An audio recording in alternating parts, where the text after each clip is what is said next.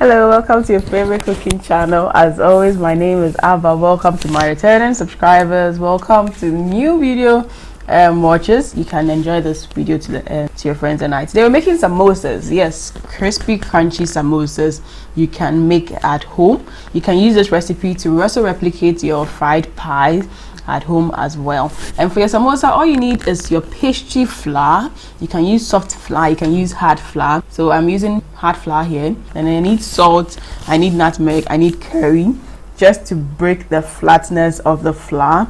Then I add in some water in bits and pieces. You can mix with cold water as well to give you a finer result. I'm going to mold this into a dough or into a ball. Yes, that's the main idea. You don't want it to get too runny because you're going to kind of stretch the pastry and roll it out. And so if you make it too dense, it's going to be hard to work with. If it's too runny too, it's going to be trouble working with it. So I'm adding in water in bits. You can check the description button for the quantities that I used, and you can use it to replicate this at home as well. And once I'm able to form, I add in oil as well. So the oil is supposed to help with the texture of the samosa, and it also helps with the look of the samosa, so it looks nice when you are done as well. And it also adds some sort of shortness to it, so it doesn't become too just hard, but then it's a bit more easy to work with as well. So yes, this is how I'm going to mold my samosa dough. Then I'm just going to let it sit in and rest. You realize my water here was just a little too much, and so it was still sticky in there. And so what I did later was to add in a bit of extra flour to check it as well, but all quantities are in the description button below. So yeah, I just add in the oil in bits, which was about a tablespoon. Yes, then I just fold it just to get a good dough. And for samosa dough, it's always good to have it rest a bit. Let your dough rest a bit, at least minimum of 15 minutes and maximum of like 30 minutes. If you let it rest too much too, it has its consequences, but then 15 to 30 minutes is always a good resting period for small batches like this, which you're making at home.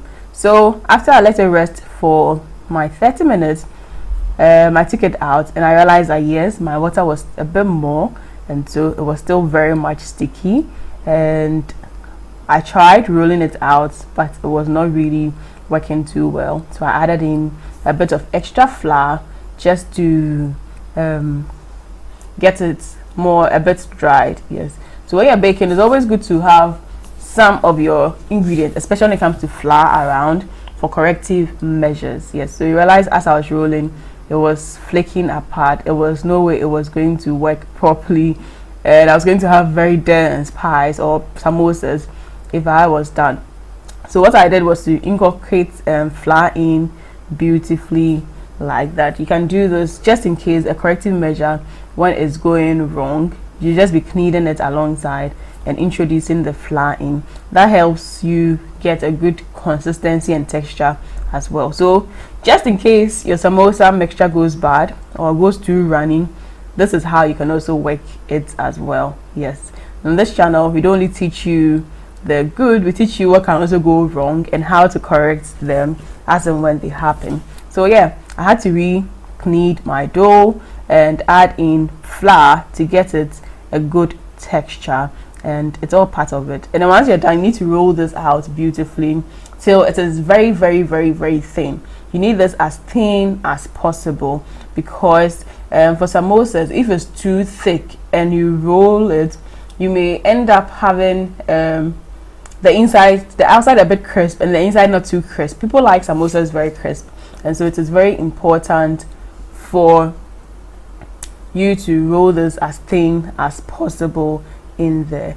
So yes, this is what happened with my samosa wraps. Like I said, you get to do this till it is perfect. So add in the flour till you get good results in there. When you do it into rectangles, it becomes easy for you to fold into triangles. Usually samosas are made in triangular shapes, and so you need to be careful how you're going to cut it out as well. So yes, I did check the size that I liked, so I just did, this is like an inch, yes, an inch for the length.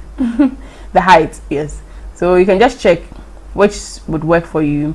Then I just divided into two. I could have actually divided the mid part into three, but then I wanted to get the ends, because sometimes when you are done cutting the extras off, you can fry that as chips as well. So the filling for this one was cooked beans, which was very soft. Then there was pepper sauce, a bit of gravy, and onions as well. So the idea is to mash it properly to get it as smooth as possible. Now samosa filling usually has to be a bit more smooth than rough, and cooked beans is protein, full grade protein, and so that's also sweet and nice in there as well. So yes, you just go wrap it like the way I was doing it. You just turn it over the sides for you to get a perfect triangle.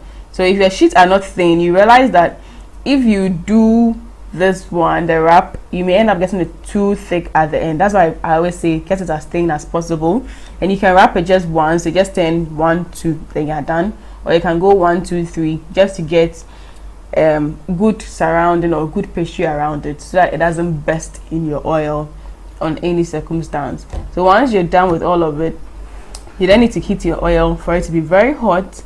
Then you inculcate or you put in your samosas, and you lower the heat for low constant heat. If the heat is too much, it's going to just look brown early, but the inside is not going to be well cooked, and so it's good to have it lowered once they go in there as well. Then you'd have to be turning to make sure that all part of it is cooking beautifully as well. So you can do samosa using this style, or doing the butter style, where you mix the flour with more water, you do the wraps, and then you put it in, like I did in the samosa spring roll recipe earlier. If you've not seen that out, you can check it as well. And like I said, the sides or the excesses you can cut into chips and fry as well, which is also crunchy and tasty as well. So this is a simple samosa recipe you can try at home. You can also use this for your fried pies as well. Yes, in Ghana we have meat pie, we call it meat pie, but sometimes you may go in and there's just mframa or just beans and kwan, or sometimes they put nkosua inside, eggs, boiled eggs in. You can use the same recipe or the same style to do that as well in there. So you can use this for your Ghana fried pie as well, and this is also your perfect samosa as well. So once it's well cooked, you can take it off the oil and see how beautiful they looked. They were just tempting, beautiful, and tasty as well. This is what the family wants to eat for breakfast, lunch, and supper. If you want to subscribe to this channel, be merry, be joyous, live life to the fullest, and make sure you let every moment count. Lots of love for my team and I. Mwah.